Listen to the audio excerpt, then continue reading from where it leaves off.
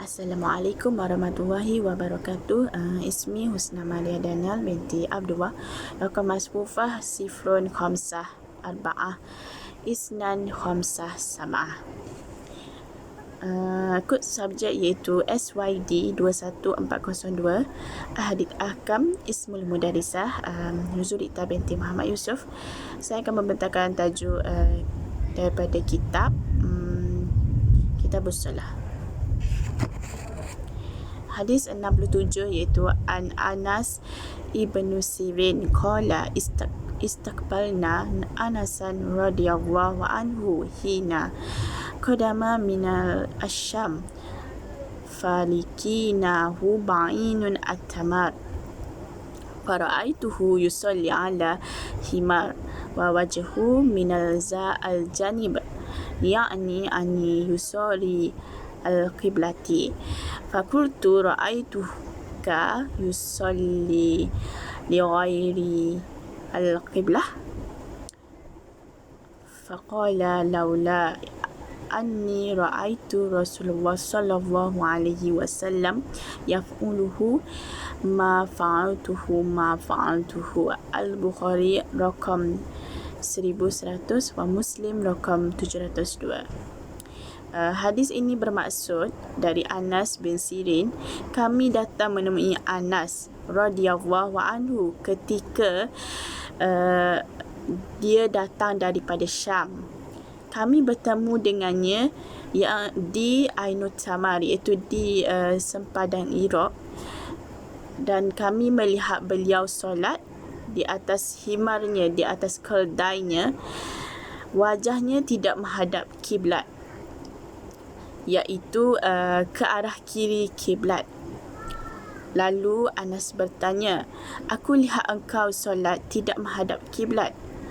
Beliau berkata, "Kalau seandainya aku tidak melihat Rasulullah melakukannya, aku tidak akan melakukannya." Hadis ini menerangkan mengenai Anas ibn Sirin bertemu dengan Anas radhiyallahu anhu di ketika Anas datang ke Syam, dan mereka bertemu di sepadang Iraq, iaitu Ba'inu at-Tamar. Mereka melihat Anas solat di atas unta dan kepalanya berada bertentangan dengan kiblat, iaitu di kiri kiblat. Lalu Anas itu bertanya kepada Anas bin Sirin bertanya kepada Anas, kenapa dia solat tidak menghadap kiblat. Lalu Anas berkata bahawa dia pernah melihat Rasulullah SAW pernah melakukan sedemikian. Kalau Rasulullah tidak melakukannya, dia tidak akan melakukannya. Hazihi riwayah al-Bukhari wa riwayah al-Muslim hina qadama asyam bi isqatu mina. Qala al-Qadi Iyad wakila innahu wa huma an as-sawabu isbataha kama rawahu al-Bukhari wa khalafahu as-Sawri wa qala riwayah Muslim sahihatu wa ma'naha talqinahu fi ruju'ahu hina fadama asyam. Ini adalah riwayat Al-Bukhari dan riwayat Muslim.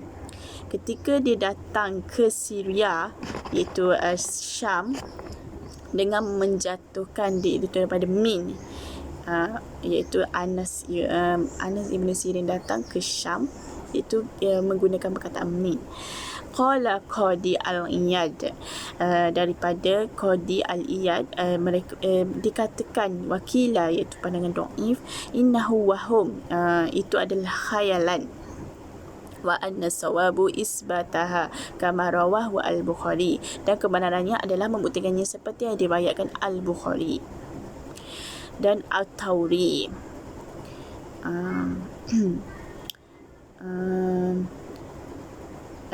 Dan at-Tauri ni dia tidak setuju dengan dengan pernyataan berikut dan berkata bahawa riwayat Muslim adalah sahih dan maksudnya di situ ialah kami menerimanya ketika kembali ketika Syam hancur. Maknanya dia kembali ketika Syam tu sudah hancur. Maknanya dia terima hadis ni bila Syam tu sudah hancur. Al-makna ijmali qadama Anas ibnu Malik radhiyallahu anhu asyam wali jalalatu qadrahu wasa'atu ilmuhu istakbalahu ahla asyam fazukur ar-rawi wa huwa ahad al-mustakbalin anhu ra'ahu yusalli ala himar maka dia ja'ala al-qiblah anil yusarahu fasa'alahu anil zalika fa'akhrabahu anhu ra'ay an-nabiy sallallahu alaihi wasallam yaf'alu zalika wa annahu law lam yarahu yaf'alu hadza lam summa yatabayni lana an allazi istakbalahu huwal Anas minasirin min al-basaratu yaf'alahu istakbalahu hina raju'ahu min asyam wa ala ma zakaru anhu maula li Anas ibnu Malik radhiyallahu anhu.